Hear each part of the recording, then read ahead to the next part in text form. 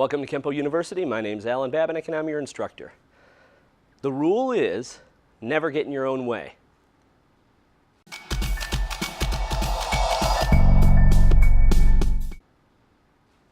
Never get in your own way. Wow, that's a great idea.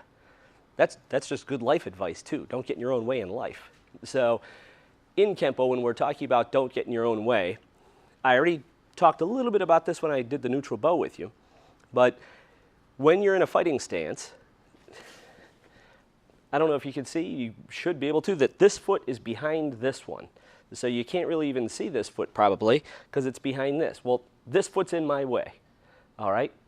If my hands were like this, do you see how my hand back here is behind this one? I would have to move it just to be able to fire a punch off. Or I would have to move my foot, or I would have to get out of the way just to fire a kick off.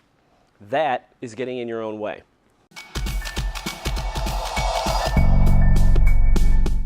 Give you a couple of technique examples for this. So if you're doing reversing mace, now I'm going to do it a little bit on an angle, so I end up facing you for it. So when I'm here, the left punch, it's a left punch, it's coming in at you. You're going to block, you're going to wrist, elbow, body, and we go.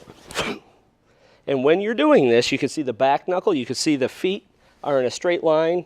This hand's up, these aren't in each other's way, and my feet did not cross. After this back knuckle, if I wanted to knee or kick with the back leg, I could.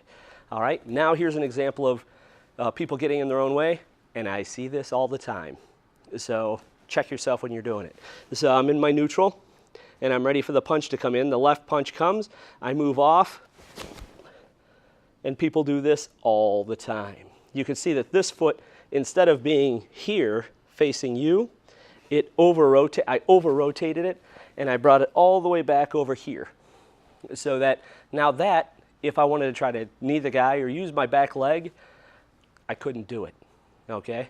So that's a foot example of getting in your own way.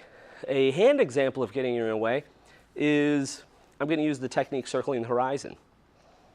So in circling the horizon, you're going to leap off to the side or step off to the side and hit the arm, parry the arm. It's against the right punch coming at you. You're going to block the arm and pull your hand up. If I did this, can you see how this is in the way of this?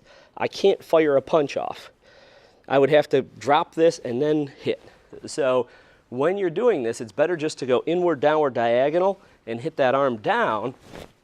And now I can fire this punch off. Even if they push this, I can still fire my punch off. So I'm not going to get in my own way when I'm doing that.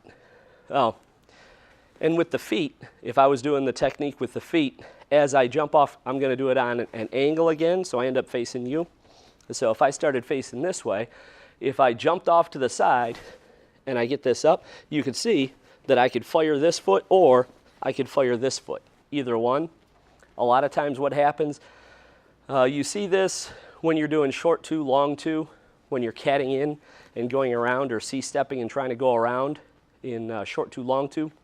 You see people get in their own way all the time. What I want to do though, again, I'm starting facing this way, so people go like that, and I can't even balance that way. But this foot is now in front of this one back here, so I could still kick with my front foot, but I couldn't do anything with my back foot if I wanted to. So remember, never get in your own way, or don't get in your own way, and that's the rule. Thank you for watching this video production from Kenpo University.